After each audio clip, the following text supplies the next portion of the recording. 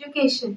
இப்போ நம்ம சமூகம் வந்து எந்த அளவுக்கு எஜுகேஷன்ல வந்து இம்பார்ட்டன்ஸ் குடுக்கணும், முக்கியத்துவம் குடுக்கணும் அப்படிங்கிறத வந்து இதுல பேசணும்னு நான் ரொம்ப ஆர்வமா இருக்கேன். நியூ ப்ராஜெக்ட்ஸ் எல்லாம் வந்து இனி வரும் காலங்கள்ல அ அறிவியல் வளர்ச்சி அதிகமா இருக்கும்போது நடக்கும். அப்போ புது புது பிரான்ச் ஆஃப் சயின்ஸ் எல்லாமே நாம வந்து எடுத்து ரிசர்ச் பண்ணி அதுல புது புதுசான வழிகள், சொல்யூஷன்ஸ், நியூ எக்ஸ்பீரியன்ஸ வந்து நாம மக்களுக்கு குடுக்குற மாதிரியான வடிவமைப்புகள் எல்லாம் வரதுக்கான வாய்ப்புகள் அதிகமா இருக்கு. அப்புறம் செக்யூரிட்டி டோம் அப்படின்னு ஒரு ப்ராஜெக்ட் வரும். முக்கியமான ஒரு ப்ராஜெக்ட் கண்டிப்பா நடக்கும். ஏன்னா ஃப்ரீ எனர்ஜி வந்துட்டு நம்ம நியூரலி எல்லாருமே கனெக்ட் ஆயிட்டோம் அப்படின்னா, இந்த இடத்துல நல்ல கரண்ட் ஃப்ளோ இருக்கும். ஸோ இதுல வந்து செக்யூரிட்டி டோம் அப்படின்ற ப்ராஜெக்ட் வந்து ரொம்ப முக்கியத்துவம் குடுத்து அது வந்து வடிவமைக்கப்படும். தமிழ்நாட்டுல இருந்து அது வந்து நாம பண்றோம் அப்படின்னா ரொம்ப சிறப்பா இருக்கும். ஏன்னா இந்த ஒவ்வொரு எனர்ஜி ஃபீல்டுமே மாறும் நிலப்பரப்புக்கு நிலப்பரப்பு.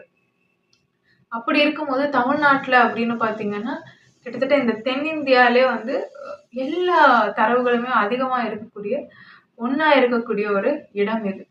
ஸோ அப்படி இருக்கும்போது, இங்க நாம வந்து ஃப்ரீக்வென்சி, எனர்ஜி வைஸ் நாம வந்து நெறைய மாற்றங்கள நம்மளால நிகழ்த்த முடியும். ஸோ இங்கேருந்து நாம பல ப்ராஜெக்ட்ஸ வந்து ஆக்கப்பூர்வமா நம்பளால செய்ய முடியும். இந்த தென்னிந்தியா, அதுவும் தமிழகத்துல இருந்து. மக்களுக்கு அவேர்னஸ் வந்து இந்த ஃபர்பிடன் நாலேட்ஜ் எல்லாமே வந்து கத்துக்கணும். இதுக்காக நெறைய படிக்கணுமா? புதுசா நெறைய விஷயங்கள் எல்லாம் கண்டுபிடிக்கணும். புது பிரான்ச் ஆஃப் சயின்ஸ் எல்லாம் வரும்னும்போது படிக்கணுமா அப்படின்னு கேட்டா, கிடையாது. நீங்க யோசிச்சாலே போதும். ஏன்னா ஜெனடிக் அப்டேட் குடுக்கப்பட்டிருக்கு. நீங்க யோசிச்சாலே போதும். உங்களால சிங்க்ரனைஸ் ஆக முடியும். அந்த டேட்டாவ நம்ம எடுத்துக்கலாம். இது வந்து யுகா சைக்கிள்ன்றது ஒரு சைக்கிள். இதுக்கு முன்னாடி வாழ்ந்தவங்க அதே மரபு தான் நாம இப்பவும் என்ன பண்றோம்? அ தாங்கி நிக்கிறோம். அப்ப அவங்க வந்து மூளை செயல்திறன் அதிகமா இருந்த காலகட்டமும் இருக்கும். அவங்களுடைய நினைவுகளுமே என்ன இருக்கும்? இந்த மரபுல வந்து சேமிக்கப்பட்டிருக்கும். அப்படி சேமிக்கப்பட்ட தரவுகள் வந்து எப்போ வெளிப்படும் அப்படின்னா, அந்த ஃப்ரீக்வென்சில நாம டியூன் பண்ணும்போது அது வெளிப்படும். அப்ப அந்த ஃப்ரீக்வென்சில டியூன் பண்ண முடியலனாலும் என்ன பண்ணணும்? கெமிக்கலி பேலன்ஸ்டா வச்சுட்டு, நல்ல கரண்ட் ஃப்ளோ கொடுத்தோம்னாலே ஜெனடிக் மெமரி ஆக்டிவேட் ஆகும். தமிழ்நாட்டுல இருக்கிறவங்களுக்கு தரவுகள் அதிகம். அதே மாதிரி உங்களுடைய ஆக்சஸபிள் ஃப்ரீக்வென்சி ரேஞ்சுமே வந்து ரொம்ப வைடா இருக்கும். அதிகம். அதனால நீங்க ரொம்ப புத்திசாலியா இருப்பீங்க. மூளை செயல்திறன் ரொம்ப நல்லா இருக்கும். யோசிச்சாலே போதும்.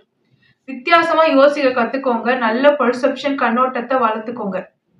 புதுசு புதுசா தீவுகள வந்து நாம வடிவமைக்கிறது, வேறு விதமா அதுல வந்து ஆற்றல் மாற்றம் ஏற்படுத்துறது. இப்போ ஒரு தீவுல மட்டுமே ஒரு 1800 காலகட்டத்துல எப்படி இருந்ததோ, அதே மாதிரியான ஒரு அமைப்ப வந்து நம்பளால ஏற்படுத்த முடியும். அதே மாரி இன்னொரு தீவுல வந்து செயற்கையா வேற ஒரு காலகட்டத்துல எந்த மாதிரி மக்கள் வாழ்ந்தாங்களோ, அந்த மாதிரி அத மாத்தி அமைக்க முடியும். ஸோ இந்த மாதிரி இப்போ தீம் பார்க் மாதிரி இல்லாம, இந்த மாரி தீவுகள்ல இந்த வாழ்வியல் முறை, வாழ்க்கை முறை, அந்த ஃப்ரீக்வென்சி அந்த மாதிரியான விஷயங்கள், இத எல்லாமே கொண்டு வரது. இந்த மாரி ஒரு ரியாலிட்டிய பில்ட் பண்றது, இதெல்லாம் வந்து ஃபியூச்சர்ல வந்து அ காமனா இருக்கும். அத ஒரு சிலர் வந்து பண்ணுவாங்க. அதுக்கப்புறம் பார்த்தீங்கன்னா, சிமுலேஷனா அத வந்து கிரியேட் பண்றது. அதற்குள்ள போயிட்டு உங்களுக்கு வந்து பிரெயின்ல வந்து எலக்ட்ரிக் வேவ்ஸ் வந்து உங்களுக்கு கரெக்ட்டா வந்து ரிசீவ் ஆகுற மாதிரி இருக்கும். ஒரு படத்துல எப்படி வந்து ஒரு கதாநாயகன், கதாநாயகி இருக்காங்களோ, அவங்களுக்கு அடுத்தடுத்து என்ன நடக்குமோ, அந்த மாதிரியான ஒரு வாழ்க்கைய வந்து நீங்க வாழலாம். ரியல் டைம்ல எக்ஸ்பீரியன்ஸ் பண்ணலாம். வர்ச்சுவலா நான் சொல்லல. ரியல் டைம்ல நீங்க எக்ஸ்பீரியன்ஸ் பண்ணலாம். மத்தவங்களும் இருப்பாங்க. மத்தவங்களுக்கு வேறு வேறு கதைகள் வந்து நடக்கும். அவங்க வந்து வேற வேற கதைய வந்து சூஸ் பண்ணியிருப்பாங்க.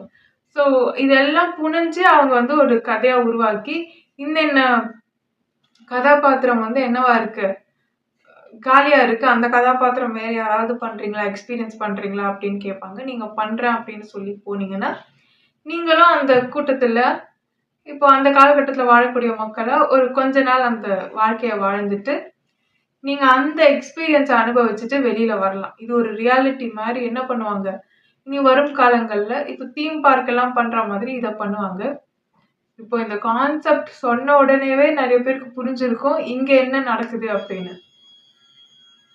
ஸோ எல்லாமே ஒரு நாடகம் தான். ஸோ இதே மாரி நம்மளும் ஒரு சின்ன சின்ன ரியாலிட்டி இப்போ நம்ம வாழ்ற ரியாலிட்டி மாரி நம்ம சின்ன சின்ன ரியாலிட்டி வந்து நம்மளால சிமுலேட் பண்ண முடியும். அப்போ பெருசா ஒரு ரியாலிட்டிய சிமுலேட் பண்ணணும்னா மார்ஸ். மார்ஸ் ப்ராஜெக்ட் பார்த்தீங்கன்னா, நீங்க விண்வெளிக்கு டிராவல் பண்ணி போற மாதிரி இருக்காது.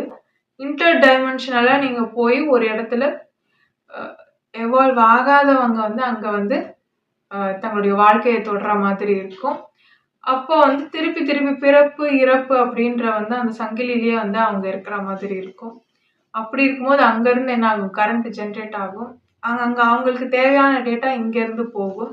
ஈத்தர் கனெக்ட் பண்ணி. ஸோ அப்படி வந்து இன்னொரு சிமுலேஷன வந்து ஃபியூச்சர்ல உருவாக்குவாங்க. ஃபியூச்சர்ல பார்த்தீங்கன்னா, ஸ்டார்ட்டிங்ல ஒவ்வொரு கம்யூனிட்டியா வந்து மக்கள் வாழ ஆரம்பிப்பாங்க. அதுக்கப்புறம் அவங்க என்ன பண்ணுவாங்க, வேற ஒரு எக்ஸ்பீரியன்ஸ்க்காக வேற ஒரு ரியாலிட்டில போய் கொஞ்ச நாள் வாழ்ந்துட்டு திருப்பி வந்து ஜாயின் பண்ணிக்கிற மாதிரி இருப்பாங்க. அப்போ அந்த கம்யூனிட்டிக்கு தேவையான எல்லா விஷயத்தையும் அவங்களே பூர்த்தி செஞ்சுக்கிற மாதிரி வரும். அப்படி இருக்கும்போது ஒவ்வொருத்தங்களுக்கும் ஒவ்வொரு விஷயத்துல அறிவார்ந்து இருக்க வேண்டிய தேவைகள் ஏற்படும். அப்போ அது நார்மலாவே அவங்களுக்கு அதுக்கான நாலேட்ஜ் வந்து கொடுக்கப்படும். டோபமைன்க்காக ஏஸ்தெட்டிக் திங்ஸ் எல்லாமே வந்து பேக் இன் ட்ரெண்ட்ஸ் வரும். ஸோ ஏஸ்தெட்டிக்கா என்னென்ன பண்ணுமோ, பழைய விஷயங்கள் ஆதி காலத்துல என்னென்ன பண்ணோமோ அதெல்லாம் இப்பவும் நாம பண்ண ஆரம்பிப்போம். ஆதி காலம்னு சொன்னா அப்போ யாருமே வாய திறந்து பேசவே மாட்டாங்க. டெலிபதி கனெக்ஷன் தான் இருக்கும். ஸோ இப்பவும் அதே மாதிரி தான் இருக்கும். அதே மாதிரி பழைய விஷயங்கள் எல்லாம் பேக் இன் ட்ரெண்ட்ஸ் வரும். ஸோ ஒவ்வொரு மனுஷங்களுக்குமே அவங்களுடைய கெமிக்கல்ஸை பொறுத்து அவங்களுக்கு சில விஷயங்கள்ல இன்ட்ரெஸ்ட் வரும். அதை பொறுத்து அவங்க அந்த நாலேஜை கெயின் பண்ணி அதிலே அந்த வேலையை செய்வாங்க. ஒரு குறிப்பிட்ட காலத்துல என்ன ஆகும், அது போர் அடிச்சிடும். திருப்பி டோபமைன் தேவை.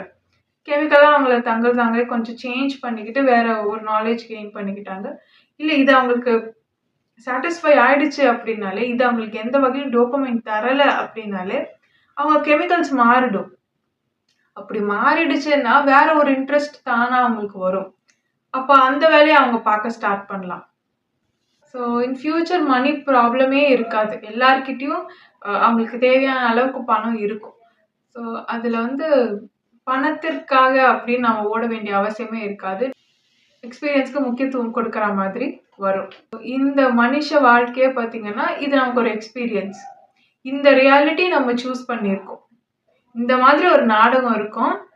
இந்த நாடகத்துல நீங்க இந்த கதாபாத்திரம் பண்ணலாம். உங்களுடைய தரவுகளுக்கு இந்த உடல் வந்து ஏற்றாறு போல இருக்கும் அப்படின்ற மாதிரி இந்த நாடகத்தை காட்டியிருக்காங்க அப்படின்னா, இந்த சிமுலேஷன்ல நம்மளோட சோல் என்ன பண்ணுது? கான்ஷியஸ்னஸ் அதை தேர்வு செஞ்சு நீங்க இங்க வரீங்க.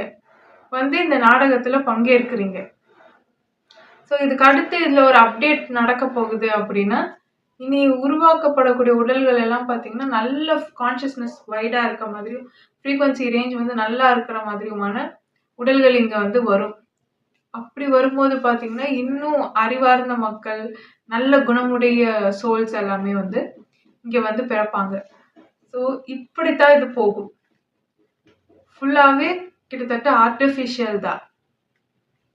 ஸோ எப்படி வேணும்னாலும் நம்மளை நாம மாற்றி அமைச்சிக்க முடியும். இதுதான் என்னுடைய கேரக்டர், இதுதான் என்னுடைய குணம் அப்படின்னு ஒன்று கிடையவே கிடையாது. எல்லாமே கெமிக்கல்ஸ் தான். என்ன இங்க ஆல்ரெடி ஒரு ட்ராமா போயிட்டு இருக்கும்.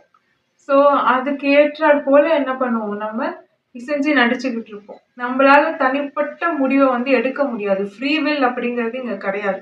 இது ஒரு reality already written. So update ஆயிட்டோம் அப்படின்னா பழைய விஷயங்கள் திருப்பி இங்க நடக்காது. அந்த அலைன்மெண்ட்டும் கெமிக்கலி நடக்காது. அப்படி இருக்கும்போது நாம என்ன பண்ணுவோம், நியூரலா கனெக்ட் ஆயிடுவோம். அப்போ நமக்கு சோல் ஃப்ரீடம் கிடைக்கும். அப்போ நாம இந்த டிராமாவெல்லாம் ஸ்டாப் பண்ணிட்டு நம்ம திருப்பி ஒரு சிமுலேஷன் உருவாக்கலாம். திருப்பி நிறைய ரியாலிட்டிஸை உருவாக்கலாம். ஸோ வர்ச்சுவல் ரியாலிட்டியாக இருந்தாலும் சரி, லைவ் எக்ஸ்பீரியன்ஸாக இருக்கக்கூடிய ரியாலிட்டியாக இருந்தாலும் சரி, கான்ஷியஸ்னஸை மட்டுமே கடத்தி நான் வந்து எக்ஸ்பீரியன்ஸ் பண்ணக்கூடிய அந்த ரியாலிட்டிஸும் சரி. ஸோ எப்படி இருந்தாலுமே நாம் பில்ட் பண்ணுற அளவுக்கு நாம் முன்னேறி இருக்கோம். ஸோ இனிமேல் எஜுகேஷன் அப்படின்னு வரும்போது தமிழ்நாடு ரிசர்ச் ஃபீல்டில் இன்னும் நல்ல லெவலில் போகணும் அப்படிங்கிறது என்னுடைய மிகப்பெரிய ஆசை. ஸோ அது நல்ல ஒரு சமூகத்துக்கும் நல்ல உலகத்துக்குமே அது வழிவகை செய்யும். நன்றி. Love is God.